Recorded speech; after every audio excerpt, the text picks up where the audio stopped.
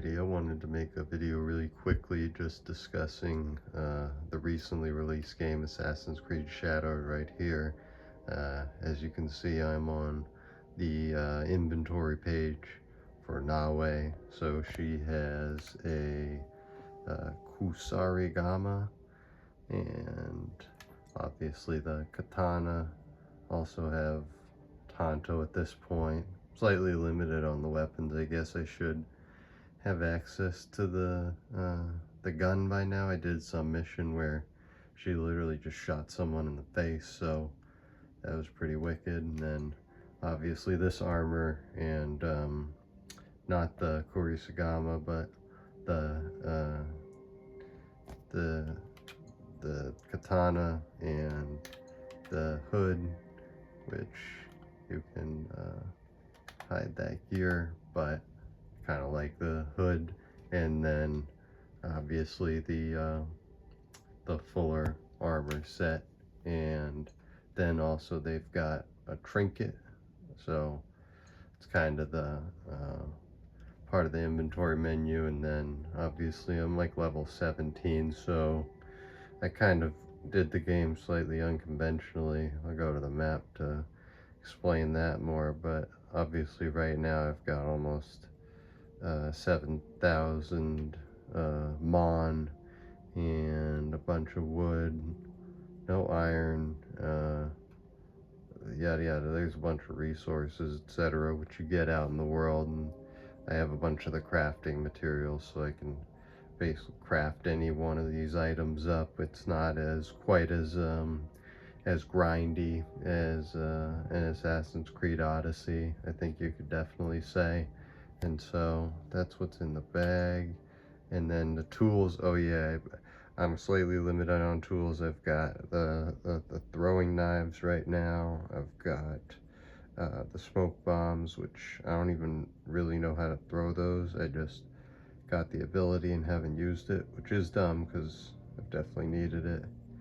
And then I just unlocked the shuriken, so it takes a little bit of time to progress through. So let me click really quickly to from the inventory page to the mastery page here. So there's these different skill trees, and so that's the katana, and as you can see, I have equipped all of these. So I've got the the basic katana skills, most of the Korisagama skills. Oh wait, Kusarigama, I'm probably saying it wrong, who cares. Tanto, I don't have the one where you can throw that shit in someone's face.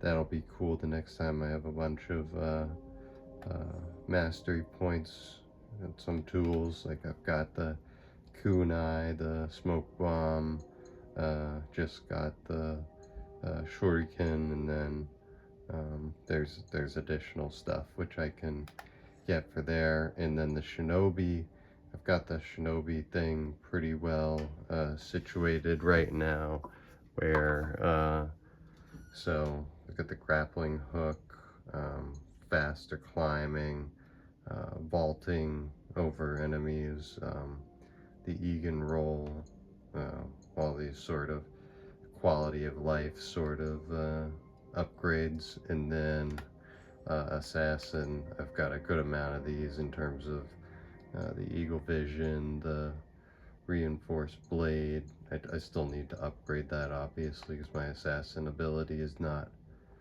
great right now, but and then you can assassinate people through doorways, so there's that. So that's kind of the skill tree as it is in this game as far as I've seen it right now. So I'm pretty shallow in terms of the skills developed for all these different skill trees, and so that is what it is. And then here's the codex, which I'm not going to waste a ton of time, but obviously like the shuriken is a recent thing, and I'm going to try not to do a South Park and throw the shuriken into my friend's face like they did for Bubbles.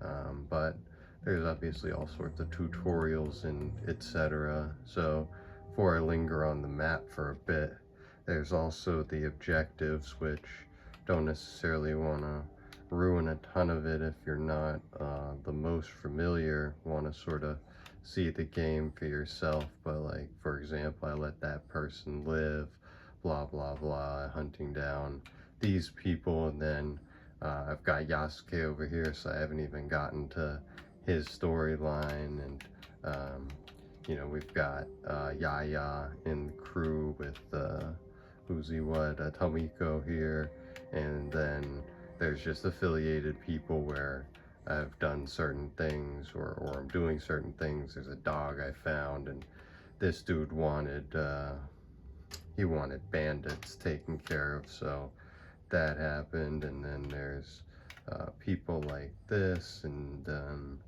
up here there's also the sort of the weekly missions and the rifts, I guess, in the Animus. So looks like there's 2 of those right now that I haven't done because I'm not at a high enough skill level. So then to go to the map really quickly, so this is the game map, and I'll kind of give a slight bit of a walkthrough. Again, this is not to ruin the game for anybody who hasn't played it, just a little introduction to the game. I'm over there, but so here is the hideout, and then if you see on this map, obviously you've got, this river like leading down to this bay where you've got Gasaki Castle and Osaka, and that's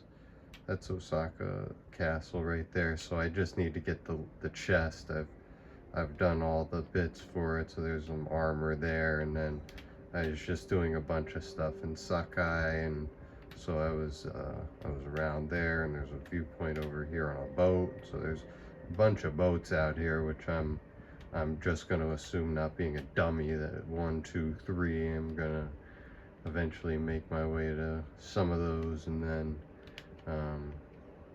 there's an island, which I did think somebody mentioned that in some storyline already, so pretty clear I'll end up there anyway. But as far as what I'm doing, so I'm here, and we'll zoom out and do a little bit of a broader view of the map, but just in terms of what I'm doing, so I've basically unlocked a lot of the lookout spaces, and so right here, this is the mission that I'm going on. It's part of contracts, which I have. I don't know what the point of these, other than the rewards, I guess, which I don't even know if I need the rewards except for the XP boost, but I'm gonna do these because I've basically exhausted a good amount of the storyline. I still have a bunch of people to hunt in the one category. I guess I could swing back over there and go over that, but that's a little more of a spoiler, so I don't really want to do that. So, but bottom line is I'm here and I need to go there, and as you see, like you're like, there's parts of the map that are going to be pretty barren. No, not barren. They look barren on the map, but it's because I just haven't been there yet. And so I've been, here, and I've been over here. And so to back up and sort of give a broader context, I guess, of this whole game. So your character's from over here in Iga, and this is, I guess, whatever this anomaly thing for the Ubisoft Connect Weekly Challenge is gonna be. But so your character is Egan, is from Iga, blah blah blah, and so obviously there's a bunch Kunisha. Yeah, there's a lot of stuff for me to theoretically. Oh, I can literally just. That's hilarious, because I can just do this and unlock that, and then I can just fast travel there. So that's a bit cheap, honestly. It's a little weird. I'm not the biggest fan of that, but I will do that because that'll get me that viewpoint. But right now, anybody who's played one of these Assassin's Creed games will know that there are parts of the map that are safe at the beginning, and there are parts that are not.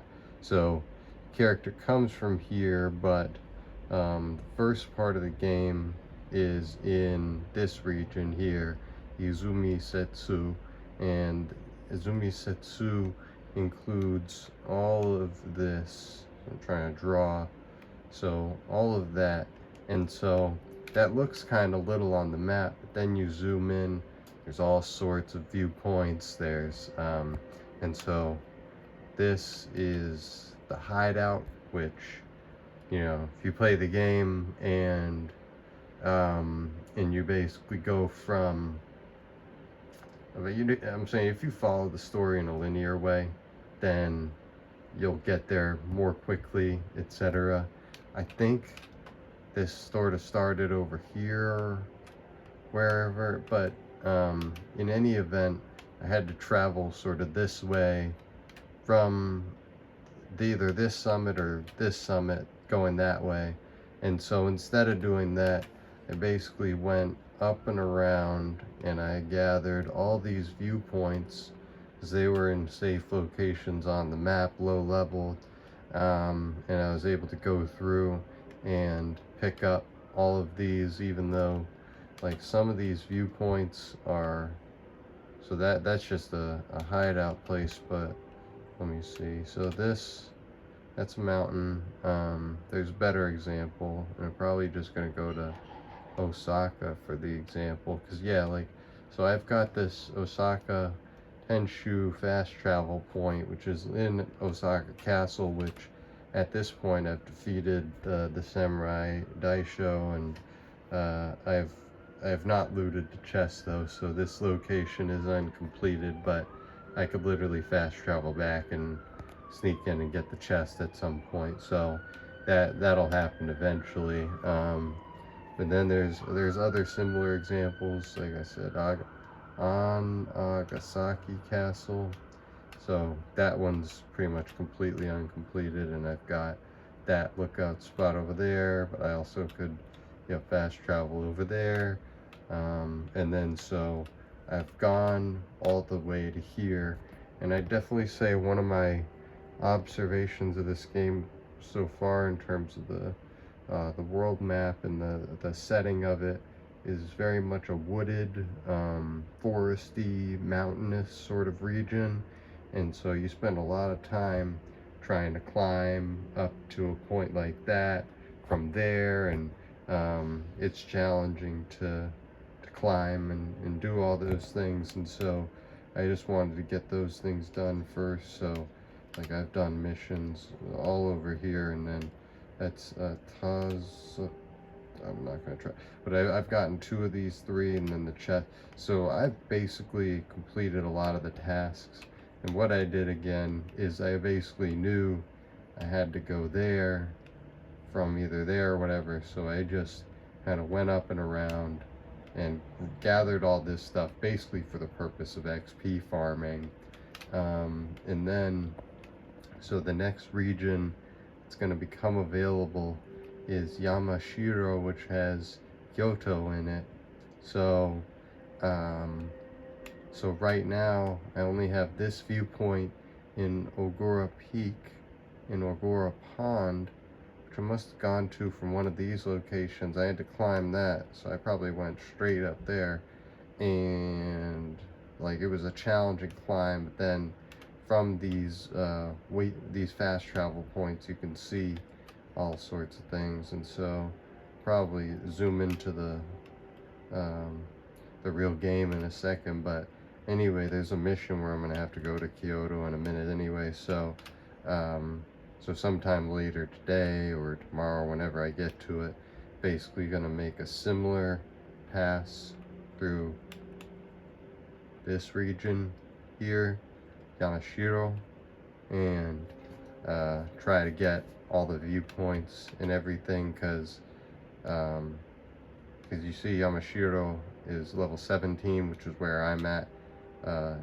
Izumi Setsu is lower level, but it's kind of rising, I guess, to, no, it's level 15 still for some reason, whatever. But basically that will be a safe region for me to go here and there and there, blah blah blah. Lots of stuff to go see, but obviously I can't really venture too far into Harima or Tamba, which I don't think that was possible. But like, for example, when I was here and here and here, so you know, kind of the way this is set up, and I guess I like it and don't like it at the same time, the climbing is very difficult. So getting this waypoint or this one from here would actually take some amount of time, probably some climbing, etc. But then once you do that, you get a broader thing of the world map, and so I just didn't want to venture into that region since it was a few levels up. And as classic Assassin's Creed, you want to stay in the safe region, gather all the XP you can, strengthen your hideout, etc. So if I don't want that. So if I hit the observe, so that's looking at waypoints that I believe I already have, and then I want to see if there are viewpoints that I haven't seen. See, so I can see that viewpoint over there, but it's almost 1,400 meters away, and so that's a significant distance. And then for the sake of what I'm doing here, as you can see,